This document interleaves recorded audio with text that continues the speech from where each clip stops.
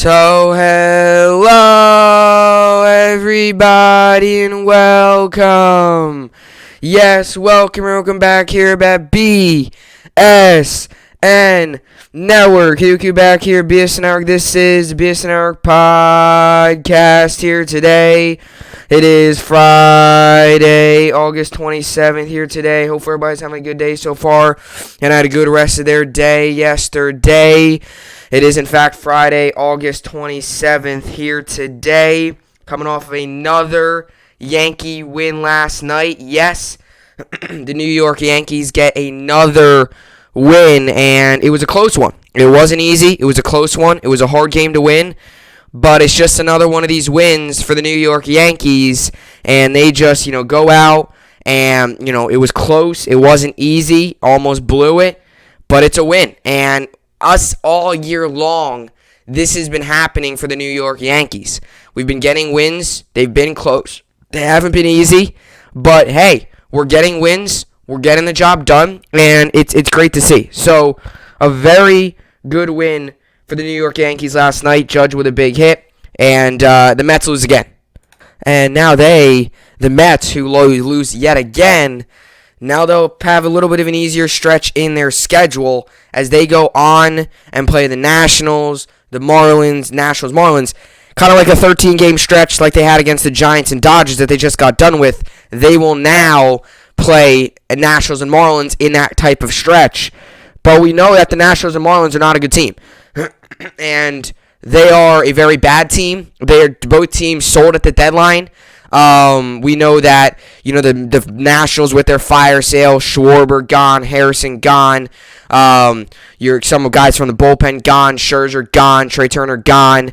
So they've began their fire sale, and Strasburg, done for the season. He had to get surgery.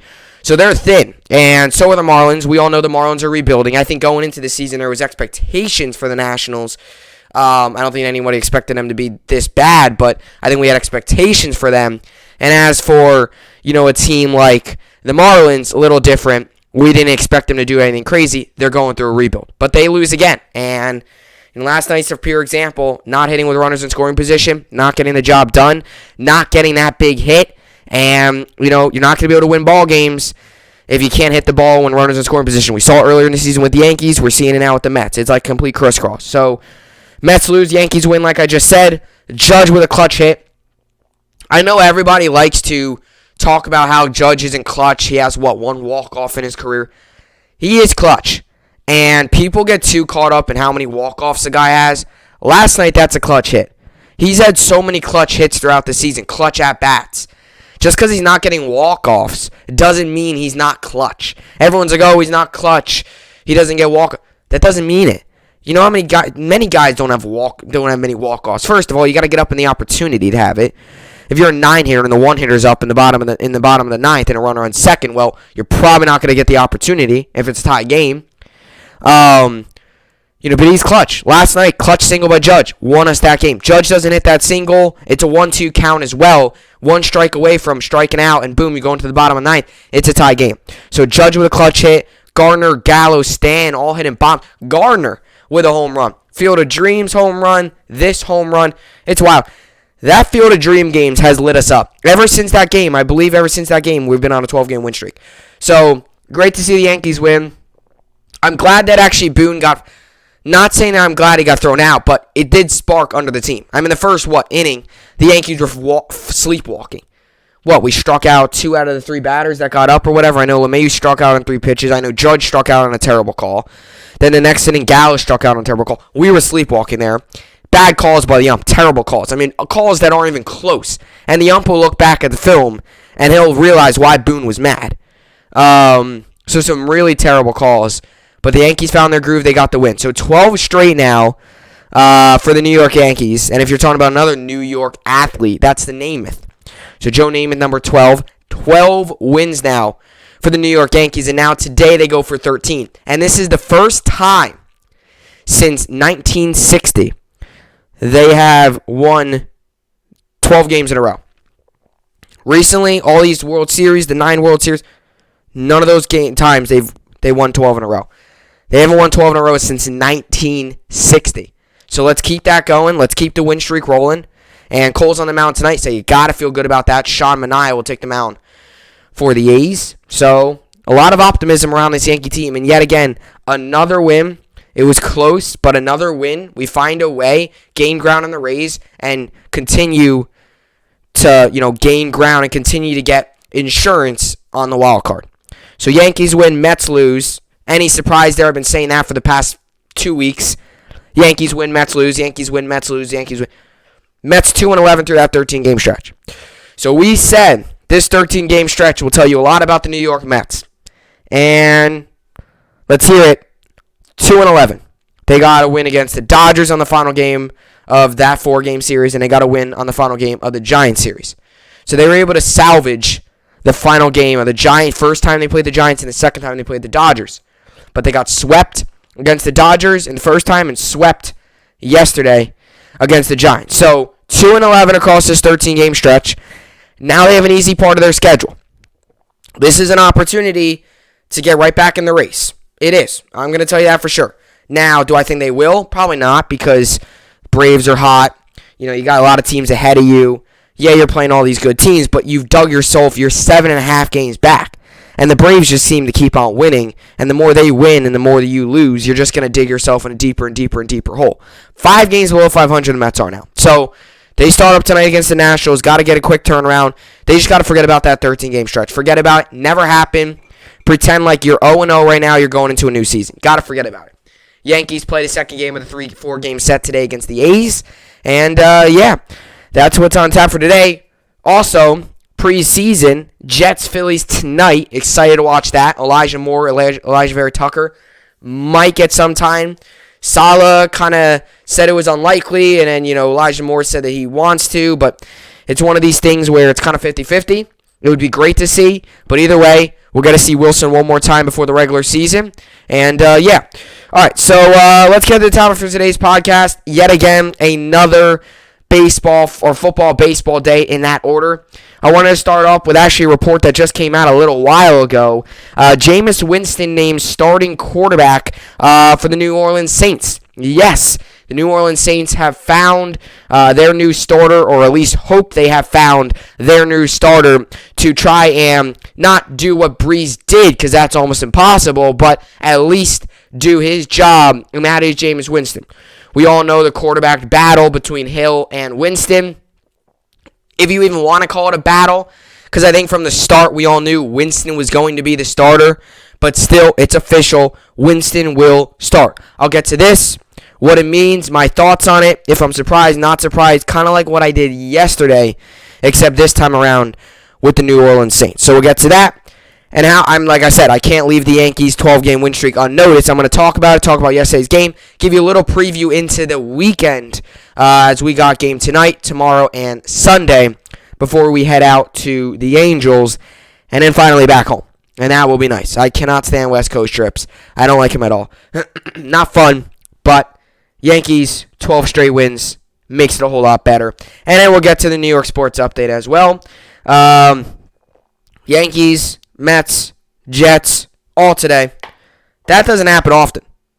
It's great to see. And I know it's preseason. This today feels a little bit more like a regular season game for the New York Jets. And I'll tell you why. It's August 26th, or 27th rather. It's getting later in the month, almost September. This Sunday's 2 weeks from the regular season. It's really starting to feel like football season. And today's game feels almost like a regular season game.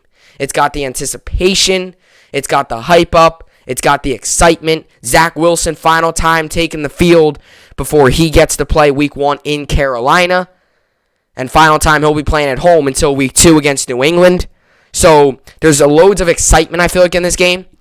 I've always said this. Last preseason games feels like the most about the regular season.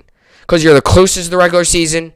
It's like, last preseason games always means a lot more to a lot of these guys, because some of these guys that might be on the brink of getting cut and they've already made it through the first couple rounds of cuts, they're trying to make their final little point that, hey, I should be on the 53-man roster.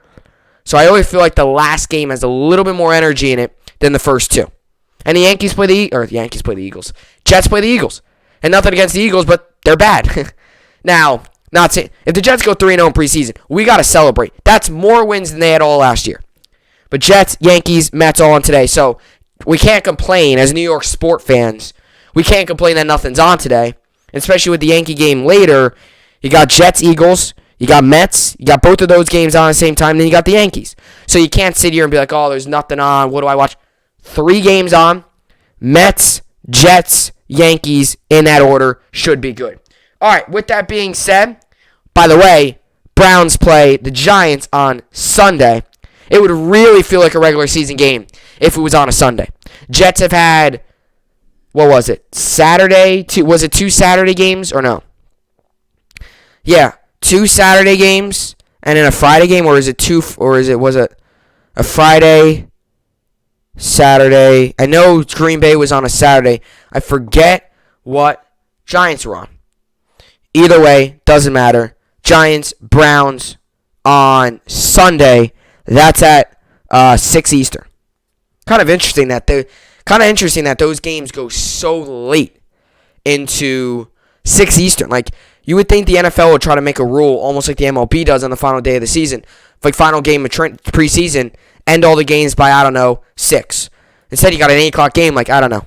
But either way, preseason's getting out of the way, and that means next up, after today's Jets game, the next Jet game we'll watch, Carolina Panthers in Carolina.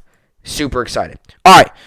With all that being said, I kind of just blabbed on for about 4 minutes. But with all that being said, this is the BSN podcast, and let's get right into it. So, report Jameis Winston named Saints starting quarterback for Week 1 over Taysom Hill. Yes, you have heard that right. So, like I mentioned a little bit yesterday, we've actually had a lot of quarterback competitions this offseason. You have in Chicago, you got Andy Dalton, Justin Fields. A lot of them are involving rookies, young guys. Bridgewater and Locke in Denver. We heard about that yesterday. Teddy Bridgewater will be the starter. So, Teddy Bridgewater is the starter there. We assume that Andy Dalton's going to be the starter in Chicago. Still nothing official yet. San Francisco, they said they made up their mind, but they haven't made an announcement. It's either going to be Jimmy G or Trey Lance.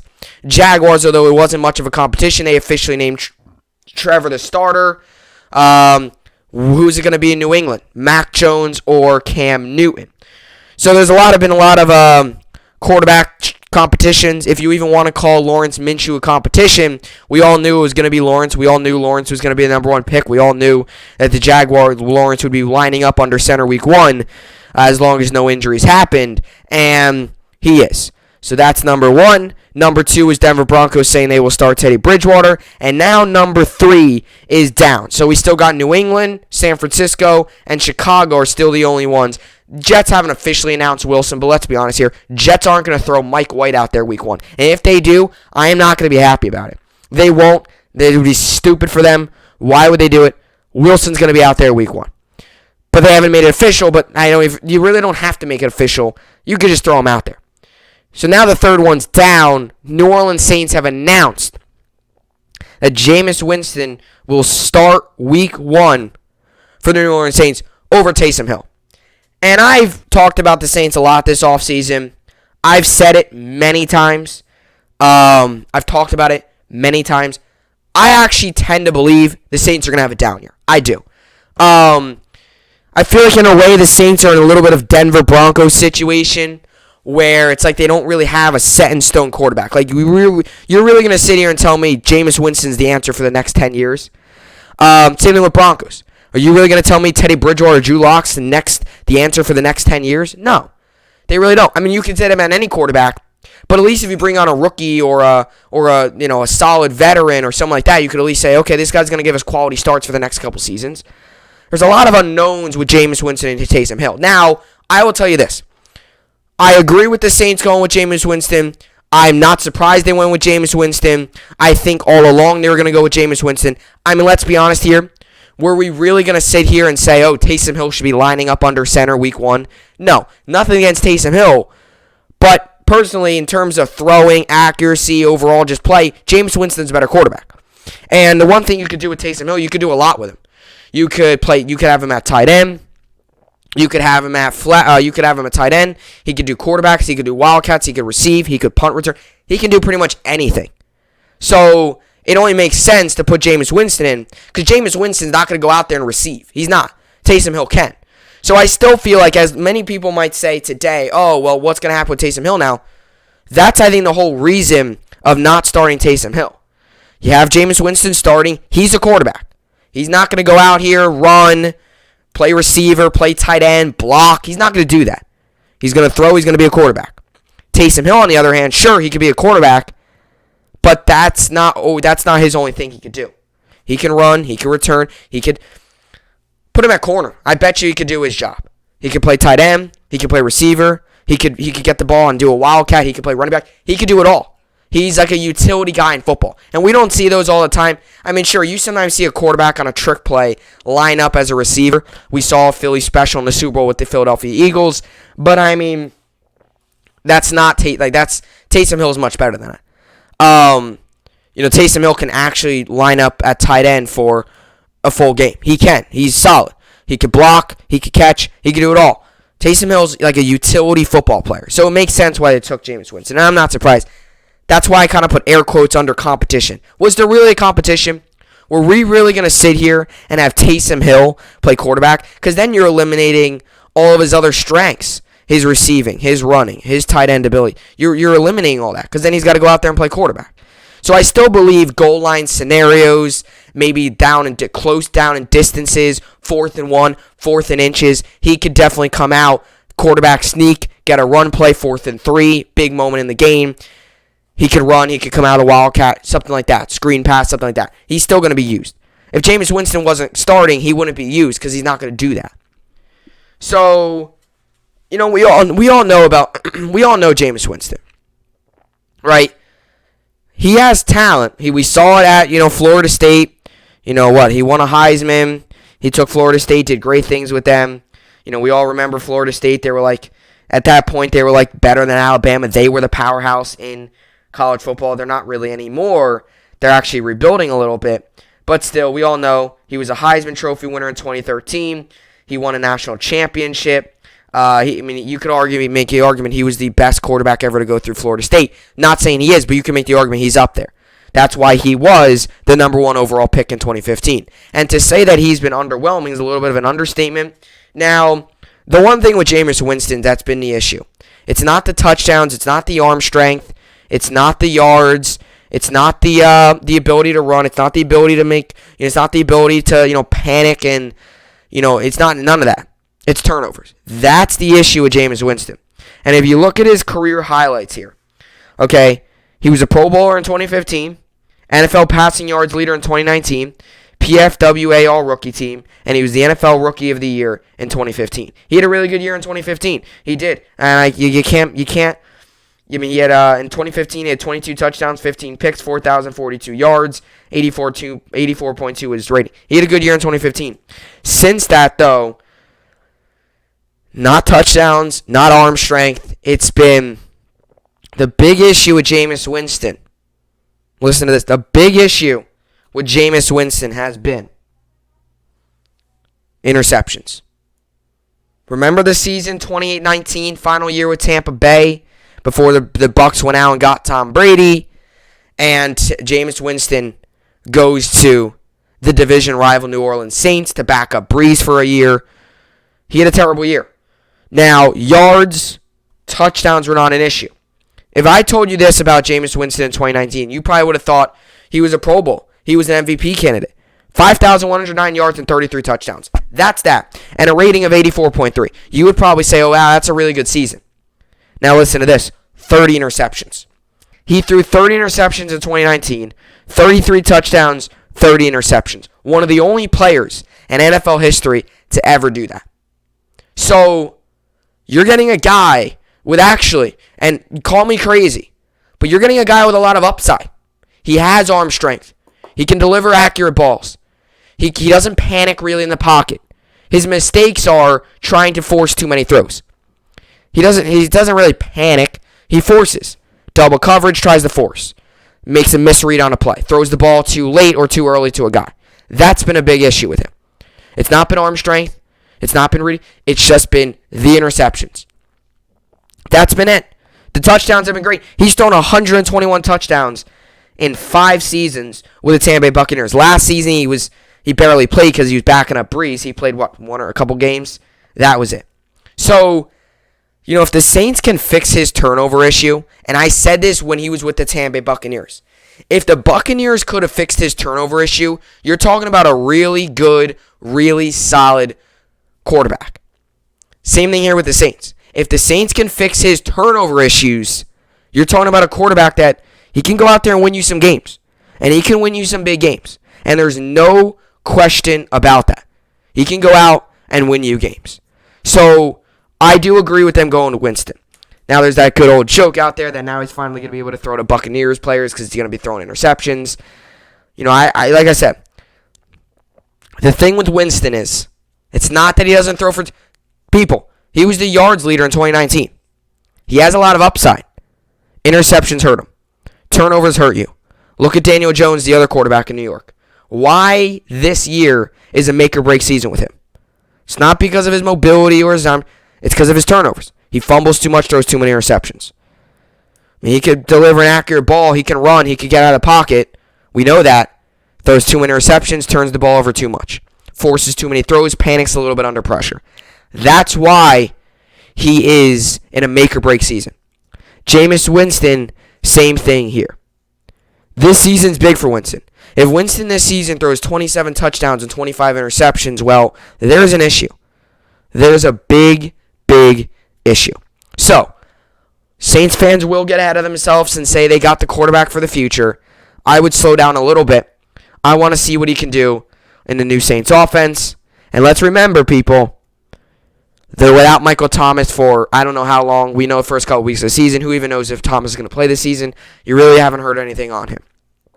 So, they're going to be out. They're number one, and when healthy, arguably one of the best receivers in the league. And you can make the argument the most consistent with his pass-catching ability.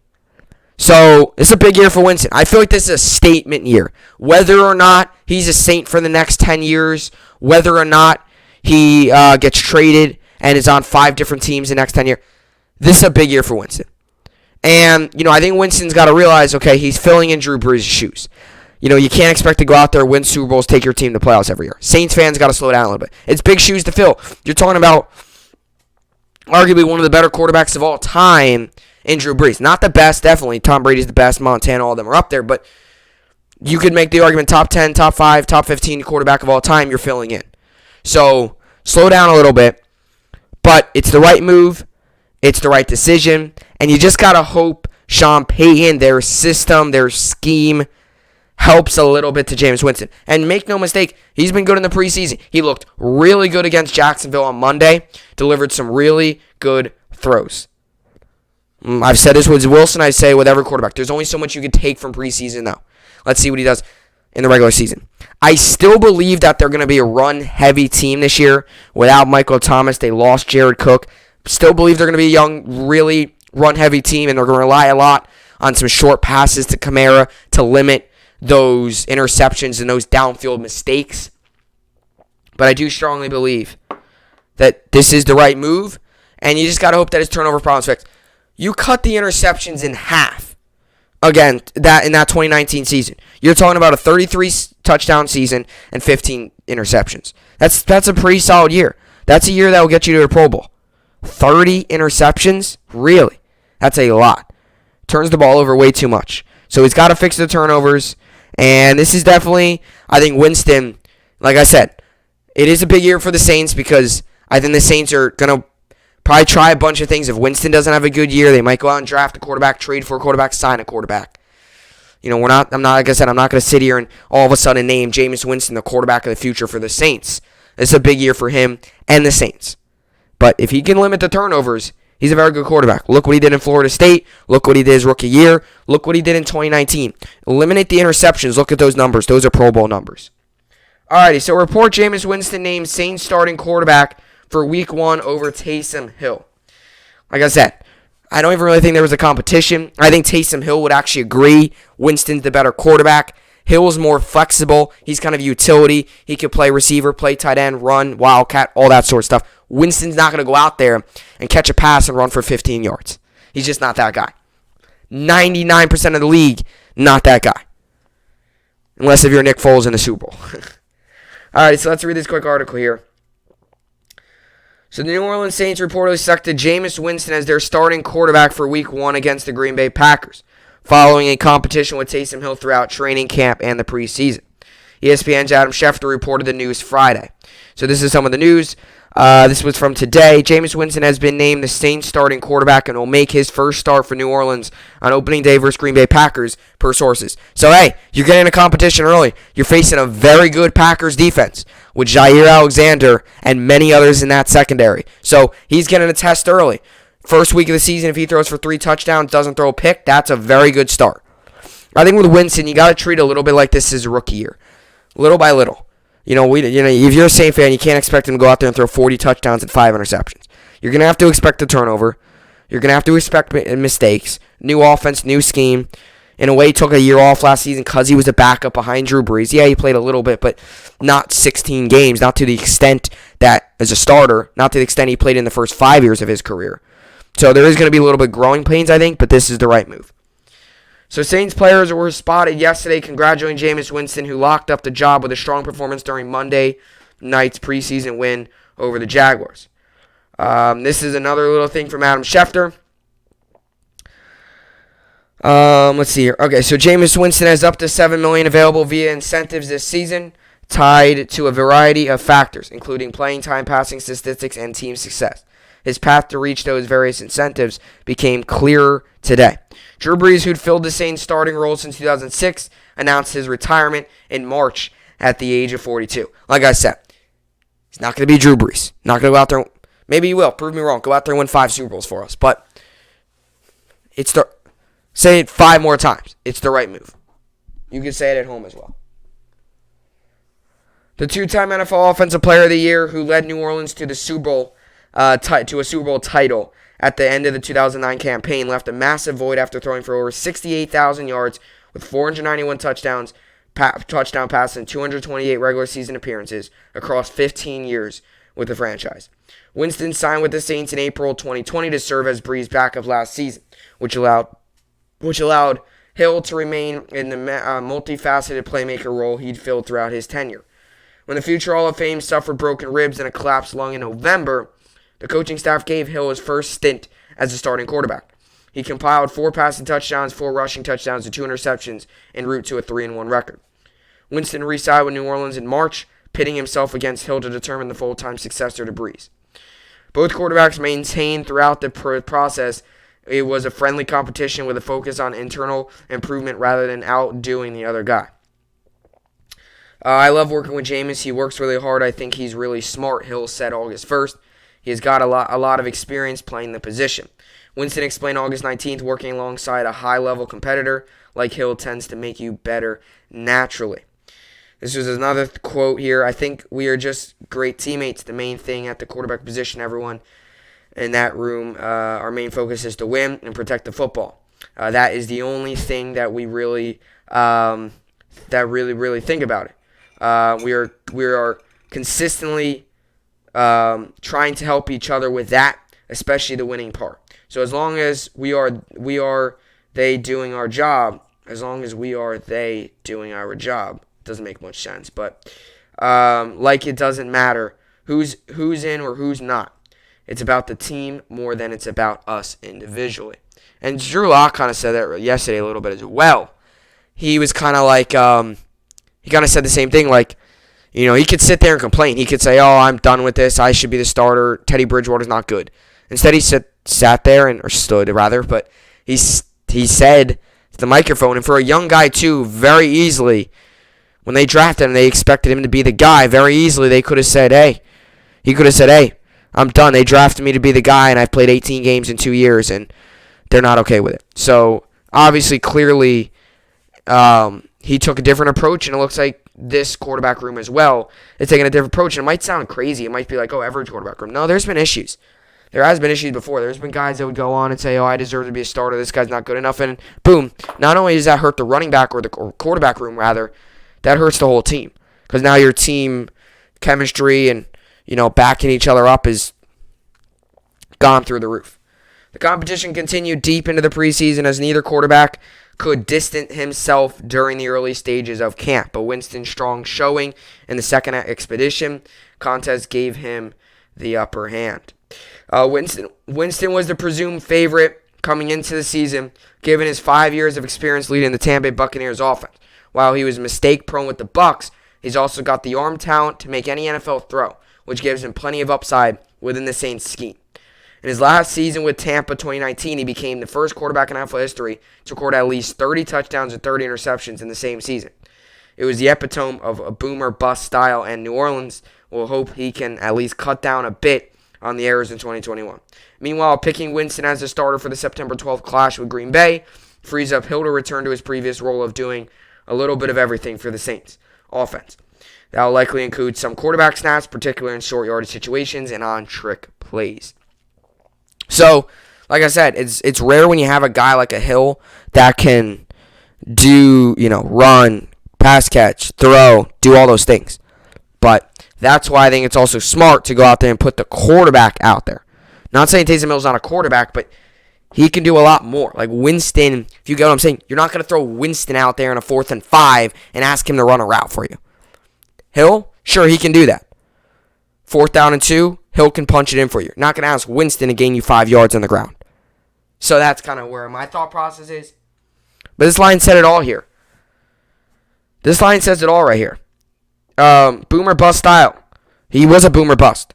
He would have a game where he would throw 5 touchdowns, but throw 4 interceptions. Throw 300 yards in a game, but up 3 interceptions and 4 touchdowns. That's kind of his game. Boomer bust. You got to limit the errors. New Orleans will hope that he can at least cut down a bit on the errors. That's a bit. Cut those interceptions in half, and okay, it's a different story. 15 is still a lot, but better than 30. So, definitely still some questions. I wouldn't sit here and say, Saints are now a playoff team. Jameis Winston can do this and that. Still in here to struggle a little bit. But if you had to ask me who do you trust more, probably Winston, because Hill can do a lot more. And Hill's not, he can do more. Like his quarterback's skills aren't great. He's more better as just that utility kind of guy playing tight end 1 minute and kicker the next minute. That's kind of how it is. Let's just look at some of Jameis Winston's career stats here. Where they talked about his stats in 2019 and kind of what they mean. But let me read you some of his stats here. Last season he played 4 games. By the way, he threw 7 passes he threw 11 passes, so not much. I mean, his completion percentage in his career is 61.4, so he's a little inaccurate. Not up there in the 66 to 67, even 70s. A little inaccurate. You saw that in his rookie year. He threw the ball 58.3% completion percentage, which rookie year, you got to expect that. That's some growing pains. But, 22 touchdowns rookie year. Look at his rookie year, 15 interceptions. And I calculated numbers before I come on the podcast because I'm just that guy. He averages in Tampa, he averages about 24 touchdowns and 17 interceptions a year. That's not a good touchdown-interception ratio. That's not. You got to have a lot better than that. Sure, go out there and throw 35 touchdowns and 17 interceptions. 24 and 17, that's only a 7 difference. That's not going to get the job done. You saw in 2019, 33 touchdowns, 30 interceptions. Definitely 3 interception different. Not going to get the job done. In his career, is 19,812 passing yards. So as I mentioned earlier, 4,000, 4,000, 3,000, 2,000, 5,000. He gets the ball deep. He gets a lot of yards. There's no doubt about that. It's just turnover. It's turnovers, people. That's it. No one's doubting his ability to throw. No one's doubting his yards. No one's doubting his touchdowns. It's the interceptions, it's the turnovers. It's not making mistakes and trying to force throws. As simple as that. That's really it. Alrighty, so that's what I got for Jameis Winston and the Saints starting quarterback. By the way, Winston's 27, so it's not like you're getting a guy that's 35 either. He's 27, so he's still got a lot of time left in this league. If he continues to throw picks like he does, I don't know if he'll be on the team much longer, but you get what I'm saying. He's still got a lot of time. If he's successful, he can still be in this league for another 10 years. So definitely a good move for the Saints, and we'll see how it all plays out. Saints are in an interesting year. Any year with that first time without a quarterback, it's always interesting. Look at the Broncos, first 5 years without Payne pretty much. They haven't had a quarterback since Payne. They've gone through like 20 guys. And they're still trying to decide. Teddy Bridgewater is now the answer, but are you going to put in Drew Lock? What are you going to do? Alrighty, so that's what I got for Jameis Winston and the New Orleans Saints. Coming up next year, I want to get into the Yankees and their success. They win 12 straight last night. They beat the A's by a score of 7-6. It was close. It wasn't easy, but we got the job done. I'll tell you how Aaron Boone getting tossed was a big part of that victory. We'll get to that next. Alrighty, so we welcome you back here up at the podcast, and yes, you have heard that right. The Yankees have not won 11, but they have now won 12 straight games. Yes, that is true. I can't believe I'm saying it. With the way the season started with the New York Yankees, I think most of us expected, oh no, this year's done, this isn't our year, and now the tides have turned. 12 straight wins for the New York Yankees, and I mean, look, they get another win yesterday. It was close. They almost blew it, but that's how it's been this entire year. And so many Yankee fans are like, we got to stop doing this, like, and I get that, like, we do, but like everyone's like, oh, why are we blowing it? Like, you got to get used to it. Like, we have had so many games this season where we've almost blown. I mean, you've had back-to-back. You had against the Braves, you almost blew that one. Well, they get the job done. You had it against the A's, almost blew that one. Guess what? They get the job done. So, it's not like they're losing all these games. They're actually finding ways to win. And last night was another pure example of getting the job done. It was close. It wasn't easy. It's a good team. I know they're struggling, but the A's are a good team. I still believe at the end of this, I still see that the A's could very well be a playoff team. I know the loss to Chris Bassett and the pitching staff was a big loss, but I still believe the A's are one of these playoff teams, even though they are going through a rough stretch, and they are, like 2-8, 1-9 in their last 10. But, I mean, hey, the Yankees get the win last night against a good A's team. And now the game was starting, and Ken Singleton actually nailed it on the head on the broadcast. He said that the way the game was going early, it was one of those things, it was like, oh, this game's going to be like, are we going to see a hit? Because it was the truth. I mean, you can make the argument, I just checked, by the way, the A's are 5-game losing streak, 2-8 in their last 10, just to give you that correct stat there. Like, he nailed it on the head. He said, like, oh, is anyone going to hit this game? And he made it sarcastic. I mean, no, not both teams are going to throw a perfect game. He meant it sarcastically, but it was the truth. Like, the first 2 innings for both teams were just striking out on 3 pitches. Like, it was just not good. It was like, what's going on here? That was the first inning. And to start the second inning, it seemed the same way as well, because Gallo, struck out. Terrible pitch, by the way. That should not have been a strike. Either way, though, on paper, it's a strikeout. So you had Gallo strike out, and you're like, geez. Then Boone comes out and gets ejected. And before I get into that, you're like, geez, what's going on? Like, there's no hits. There's nothing's going on here. Starlin Marte did get a hit in the bottom of the first, but other than that, there were strikeouts all over the place. And it was like, geez, the first inning was just strikeouts. And for 2 high-powering offenses, and, Tyone, who's been better, but he's not unhittable, it was kind of surprising. And it was just strikes looking, too. It was like looking at pitch down the middle. It was like swinging at a bad pitch. It was just not good baseball. And I was like, do these teams want to go back in and come back out again and reset? Because first inning just looked like both teams were lost. And I guess that's expected on a West Coast trip for the New York Yankees. You have an odd off day on a Wednesday. The adrenaline's high. It's like you play the Braves and you got to go to Oakland. It's like it's just like West Coast trip, time change. There's a lot of things that correlate. And you're like, okay, maybe it's a slow start. But when Aaron Boone went out there and started to argue with that call, that was awesome. And I don't mean because I wanted Boone to get tossed. I keep saying fired. About 5 times today I've said, oh, Aaron Boone got fired. I'm like, I got to get myself in the mindset. He did not get fired. He got tossed. I keep saying, oh, Boone got fired. So if I say fired and I don't correct myself, just know that I mean he got ejected. He got ejected. And in that moment, Yankees went down 4 up, 4 down. We didn't look good. It was like, what's going on here? Some terrible strike calls. A terrible call on Judge. He had to back out of the plate. The box was here. This was like the side of the box up against Judge. And the ball was like over here. And actually, it'd probably be better this way. This was the box. So this is like the box, right? The box on the TV, just like this. And the ball was like over here. Like, let's say if I'm Judge, and this is the box. This is like down the middle of the strike zone. Like, this is the edge of the box, I'm Judge. Ball is right around here. inside. He had to actually like back out, and they called it a strike. And it was a terrible call, awful, terrible. And then, even worse of a call on Joey Gallo. Catcher was asking for it like here, ball went all the way over here. Out of the strike zone, calls it a strike. And that was strike 3. Gallo wasn't happy, Boone wasn't. And like I said, I'm not going to sit here and blame the game on the umps. We won. I never do, but it was awful calls. And in that moment, it was like the Yankees needed energy. They needed like a jolt of something. Both teams, I felt like needing energy. It was like flat early. It was like, what's going on here? Strikeouts and like, what's going on here? And sure enough, it's like, oh, well, Boone gets tossed. And in a way, that gave like the game itself energy. Because after that, the Yankees score 6 runs. 2 in the second, 4 in the third. Stanton stands up there and just launches a ball dead center. That ball was launched. One of the farthest home runs I've seen this season. Other than Miguel Sano's 490-foot home run, that was just wow. That thing went out of Fenway. But the ball was just smoked. And it put the Yankees on the board. And it was like after that, everything went well. And, you know, the A's did respond and tie it. You know, 2 in the third, 2 and 3 in the fourth, and 1 more in the fifth. And Tyone struggled a little bit. The A's have a good offense. That's why they went out and got Starling Marte.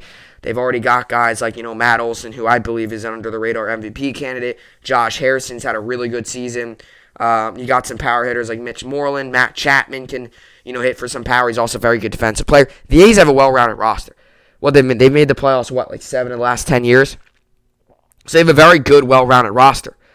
And, you know, Yankees come out, top of the ninth, Judge is up, get a big hit. And Boone, that was huge. Like, Boone getting ejected, it was, like, pretty crazy. Because I don't think there's ever been a time where a manager's gone ejected and the team just, like, woke up from it. Like, the Yankees and the A's, the first inning, were sleepwalking. And then I might be exaggerating a little bit. It wasn't like they were sleepwalking through the first 5 innings and finally someone got a, you know, maybe an infield single in the 6th. And there was 6 runs put up in the first. There was 8 runs total in the game and starting in the top of the 4th. So, game started to come along. But right after Boone got ejected, that it engulfed energy into the team. The team got fired up. It, you know, it shows that the manager has got your back. And, you know, the Yankees go out and end up winning the game. And it's one of these things where it's like, it was another close game. Yankees almost blew it. Chapman comes on, gets his 24th of the season, his 300th overall. So a really good win for the Yankees. And, you know, you look at now your upcoming schedule, and, you know, you got a game today. And, you know, that's against another, you know, the Oakland again. Another good, you know, same team you played yesterday, but Cole takes them out today. And you gotta feel confident about that if you're a New York Yankee fan or, frankly, a New York Yankee player. You know, when your ace takes your mound. And you don't know how much it's big when you have a guy, Cole, who's really good. He's their best pitcher.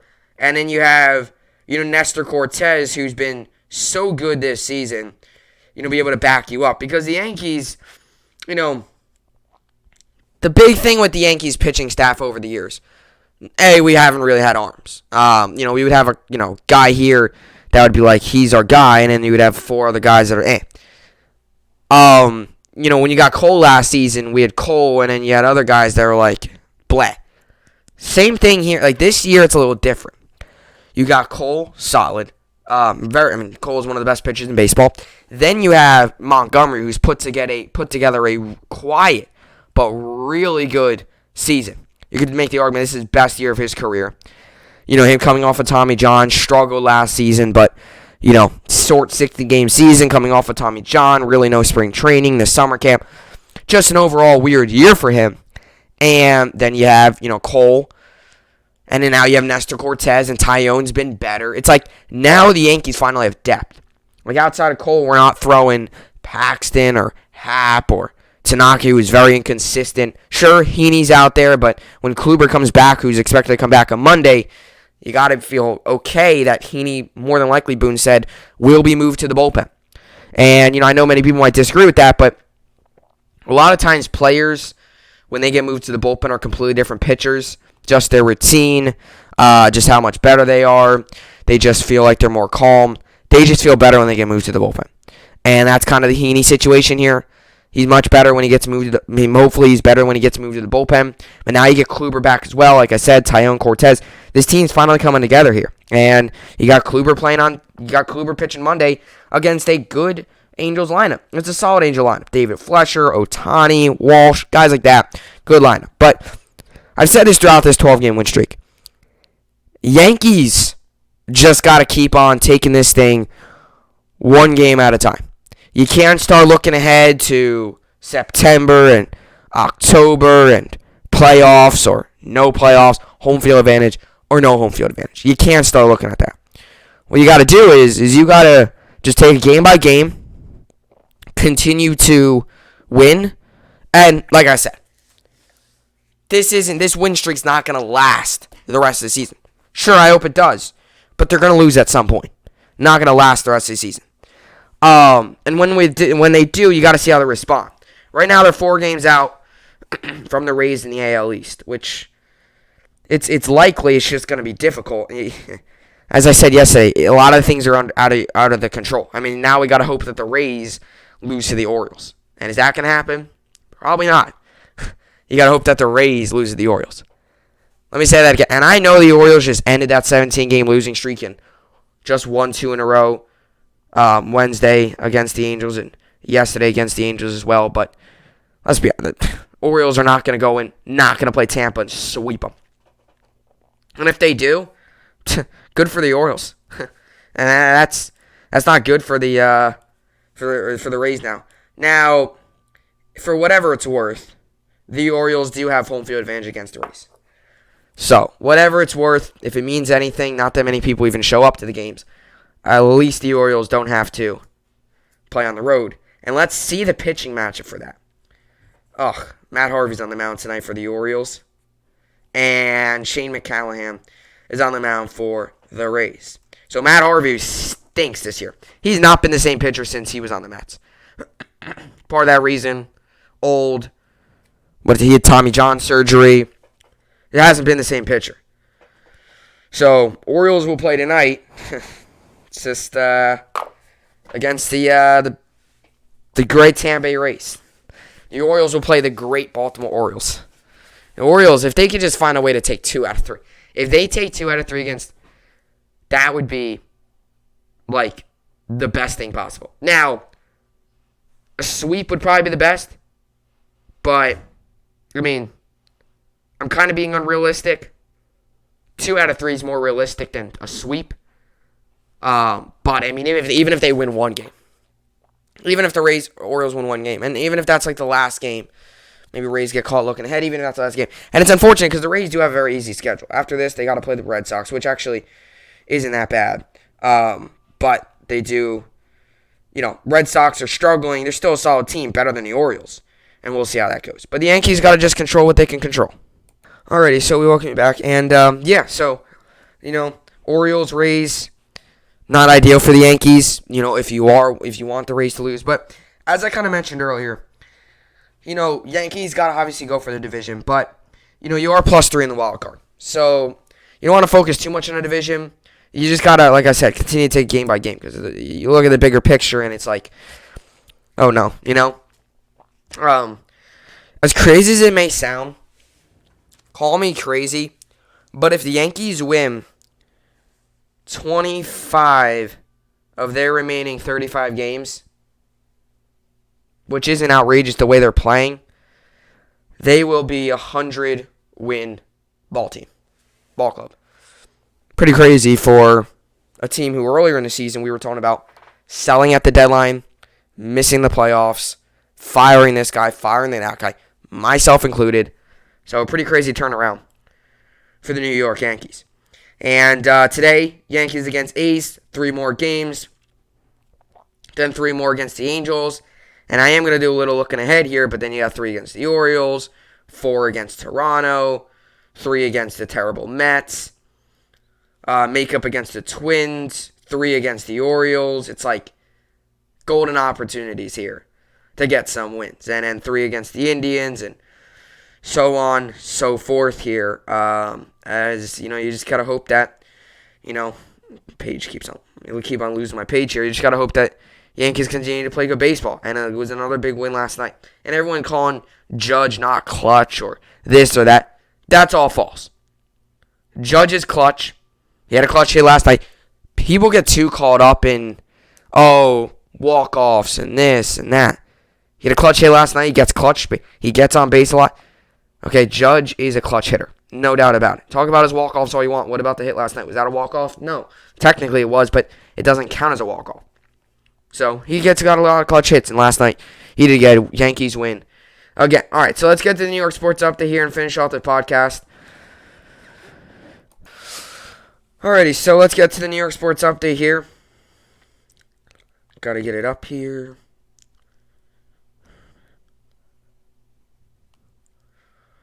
Alrighty, so yesterday in the MLB, the Royals won, Dodgers won, Diamondbacks won, Red Sox won. Jeez, they smoked the Twins. Chris Sale had his 30 immaculate inning of his career, which I guess is the most since Greg Maddux, since they started to calculate immaculate innings. He's been real good. Really good. And, you're talking about a guy who, coming off of the injuries, not pitching for a while, has looked like the Chris Sale before the injury. And that's great for the Red Sox. It really is. It's everything you could ask for. Marlins won, Indians won. Get to the Giants and Mets in a second. Pirates won, White Sox won, Reds won, and Orioles won. Giants beat the Mets yesterday 3-2. So Mets fall and move to 61 and 66 on the season. Yankees got the win yesterday as well, 7-6. Yankees moved to 75 and 52 on the season. 23 games above 500. Alrighty. As for today, we got the Cardinals, Pirates. I'll give Cardinals the win. Phillies, Diamondbacks, give Phillies the win. Rays, Orioles, sadly give the Rays the win. I hope the Orioles somehow knock them off, but that doesn't seem possible, nor do I think it's going to happen. Blue Jays, Tigers, I'll give Blue Jays the win. We'll get to the Mets and Phillies in a second. Red Sox, Indians, give Red Sox the win. Reds, Marlins, give Reds the win. Braves, Giants, I'll give Giants the win. I am shocked the Braves are favored. Really? Giants got Kevin Gausman on the mound. He's had a great year. Cheaters, Rangers, sadly, I'll give Cheaters the win. Brewers, Twins, give Brewers the win. White Sox, Cubs, give White Sox the win. Padres, Angels, give Padres the win. Dodgers, Rockies, give Dodgers the win. And Mariners, Royals, I give Mariners the win. All right, as for today, Nationals, Mets. Mets come in this game 61 and 66. Nationals come in this game 54 and 72. This game goes on today, 7:10 p.m. Eastern Time on Picks. Washington's got Espino on the mound. He's 3-4 with a 4.28 ERA. And the Mets got Rich Hill on the mound. He's 6-5 with a 4.13 ERA. The over-under for this game is set at 9. Interested here, 83% of people think the Mets win. As the Mets continue to struggle, I do think they'll win here. Nationals are not a good team. If the Mets lose, man, there's issues. There already is, we already know, but they would expose those even more. Alrighty, as for the MLB today, Yankees also play. Yankees come in this game 75 and 52. A's come in this game 70 and 58.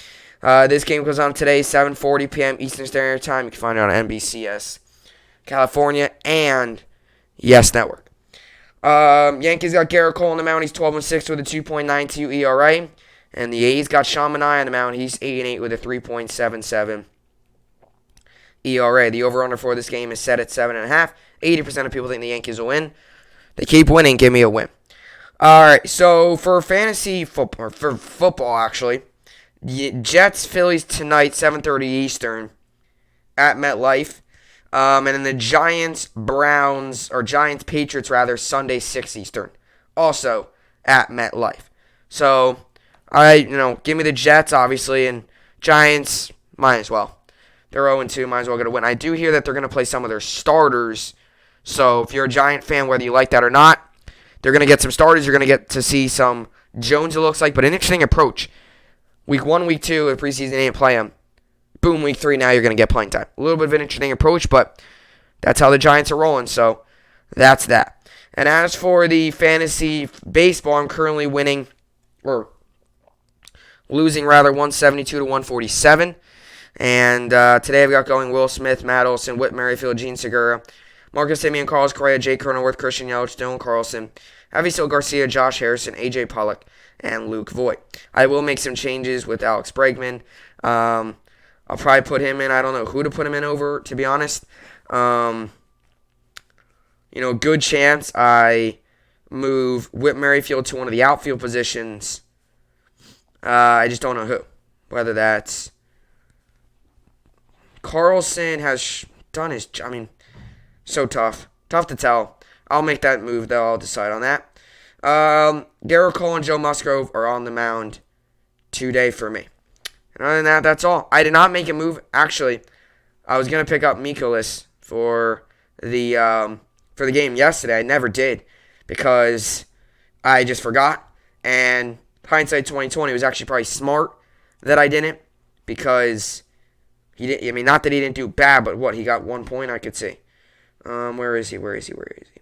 Kluber, by the way, returns. He's a guy that I can keep my eye out on. I might add him, drop Bassett,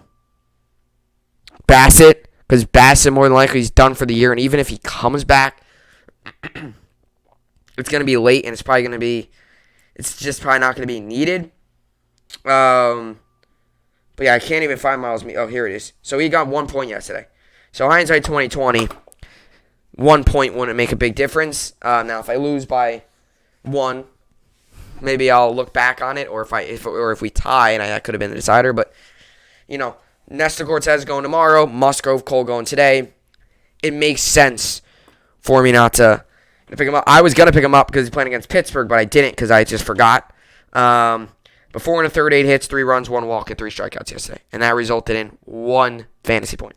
So hindsight 2020, really not a bad move at all. Now, if he would have went out there and threw 25 points and could have made a big difference, I would have probably been a little upset. But as I say earlier, hindsight 2020, at the end of the day, actually wasn't that bad of a decision. I don't regret not picking him up. Like I said, I was gonna drop him anyway. I was gonna pick him up for yesterday's game, drop and get Nestor Cortez back. So we'll see. But Musgrove and Cole going today. And that's the podcast for the week. Another good week of podcasts in the books. As I said earlier, preseason football. More preseason football. Jets, Eagles tonight, 7:30 Eastern. Yankees, A's, 9:40 Eastern. And Mets, Nationals, 7:10 Eastern. Let's see if we can get the big 3 wins tonight for all New York sports teams. Yankees, Mets, and Jets. If they all win, kind of just made it up. That's all 3 New York sports teams winning. So if you're a New York sport fan and they all 3 win and you're a Met, Jet, or Yankee fan, you got to feel pretty happy. Me, I'm a Yankee, Nets, Jets, Ranger fan. That's me. Don't know. Well, a lot of it's just following my team. A lot of it's just everyone else is a fan, so I just, kind of hung on to that team. But Jets, Yankees, Nets, Jets, or Jets, Yankees, Nets, Rangers are my favorite teams. No particular order. No. I've always said this.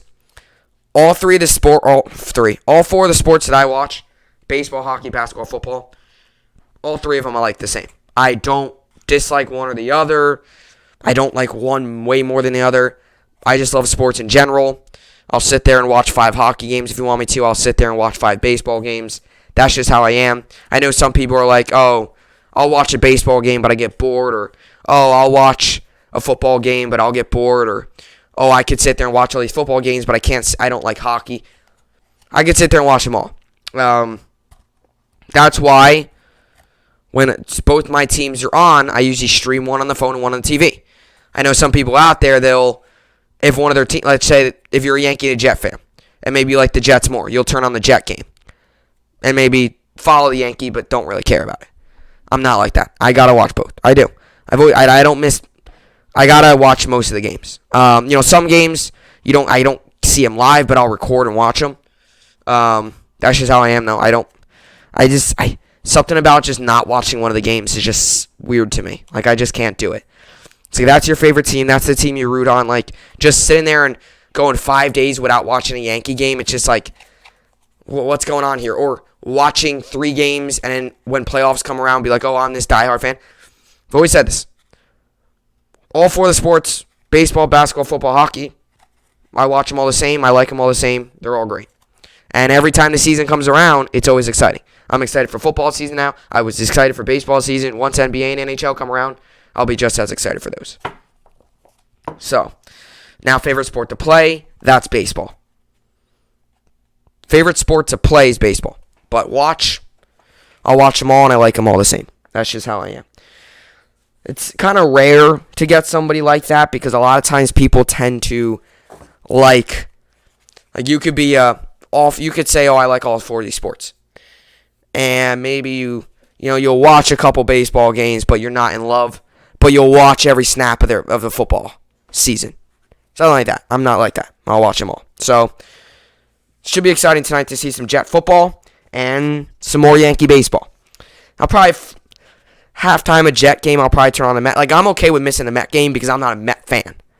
I miss a ton of Met games. Yankee and Mets 90% of the time are on unless if one's on the West Coast.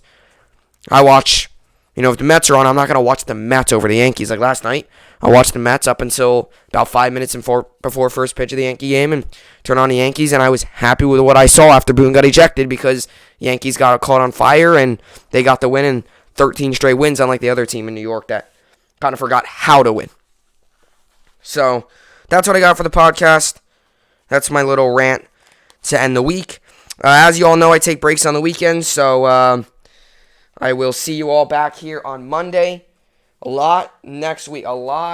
So next week and then the week after that, going to be a lot of football talk, a lot of Giant talk.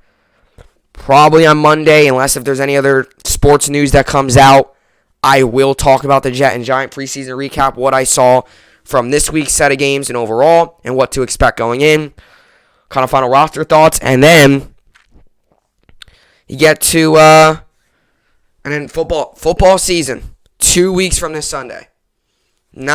We're no longer counting down 50 days. 2 weeks from this Sunday. Actually, technically, we're less than 2 weeks away from the NFL season because it starts Thursday with the Dallas Cowboys Buccaneers. But 2 weeks this Sunday until the Jets and Giants play, and the majority of the rest of the NFL plays, other than, I believe, the Ravens and the Raiders, I think they play on Monday. I don't think they have that 2-game thing. That thing's dumb. The 2 games, I don't like that. Put one game on, the normal time, sit there and watch it, not one game and another game. Like, it's just dumb. Like, no.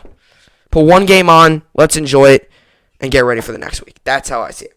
But anyway, that will do it for the podcast here today. Hopefully you all enjoyed it, as always. You all know I take breaks on the weekend, so enjoy your weekend. Baseball, football, all of that. Enjoy it. And I'll see you on the flip side. See all you Monday. And, hope you all enjoyed it. As always, I'll see you all back here on Monday. Hope you enjoyed it. And thanks for watching.